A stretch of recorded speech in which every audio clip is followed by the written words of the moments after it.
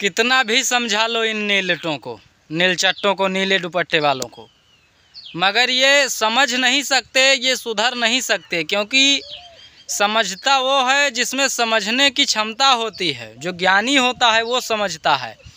अब ये महामूर्ख जाहिल क्या समझेंगे। आज मेरी बहस हो गई एक नीलटे से, तो वो बोला कि मैं हिंदू नहीं हूँ। तो मैंने पूछा कैसे हिंदू नहीं हो, तो बोला मैंने बौद्ध धर्म अपना लिया है। तो मैं बोला अच्छा चलो बढ़िया है, बौद्ध धर्म कोई बुरा धर्म थोड़े है। भगवान बुद्ध हमारे कुल ख़ानदान से निकले, हमारे पूर्वज हैं, हमारे पूर्वजों के बच्चे हैं भगवान बुद्ध। तो अच्छी बात है, बुद्ध के शरण में जाना कोई बुरी बात थोड़े है। शांति का पैगाम देना, शांति का संदेश देना, सत्य अहिंसा का संदेश देना कुछ बुरा नहीं है। लेकिन मैंने पूछा कि बदला धर्म, बदला क्यों? तो उसने बताया कि हमको हिंदू धर्म में छोटी जाति, नीची जाति का कहा जाता था, कोई हमारा छुआ नहीं खाता था, इसलिए हमने धर्मांतरण कर लिया। तो हमने पूछा तो अब तो तुम उच्च कोट में हो गए होगे, तो किस उच्च कोट की जात में आते हो? और अब तो लोग तुम्हारा जूठा खाने लगे होंगे, पहले तुम्हारा छुआ नहीं खाते थे, अब तुम्हारा जूठा खाने लगे होंगे। तो बोला नहीं ऐसा नहीं है।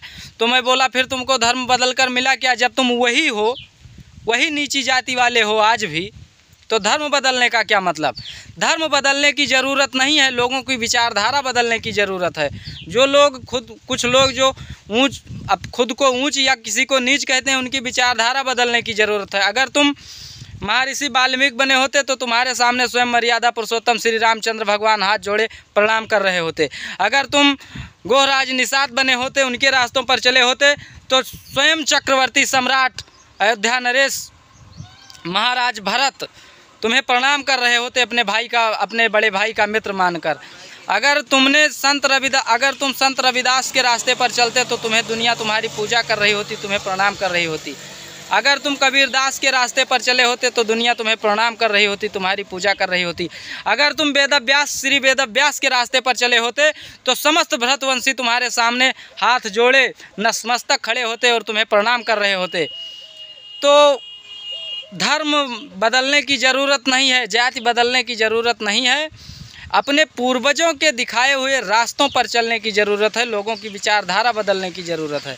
तुम्हारे धर्म बदलने से किसी की विचारधारा नहीं बदलने वाली है, और ऐसा करने से रामकृष्ण को गाली देकर तुम कुछ नहीं हो सकते। अगर तुम महात्मा विदुर बने होते तो स्वयं तुम्हारे घर हमारे कन्हैया भगवान कृष्ण आकर साग रोटी खाए होते। अगर तुम माता सबरी बने होते तो तुम्हारा जूठा बेर श्री रामचंद्र भगवान आकर खाए होते। लेकिन तुम तो रामकृष्ण को गाली देने में लगे हो, तो इससे तुम उच्च कोट के नहीं साबित हो सकते। तुम कितनी भी कोशिश कर लो, तुम जो हो वही रहोगे। क्योंकि गीदड़ का बच्चा गीदड़ होता है, शेर का बच्चा शेर होता है। जय सिया राम, जय हिंद, जय भारत।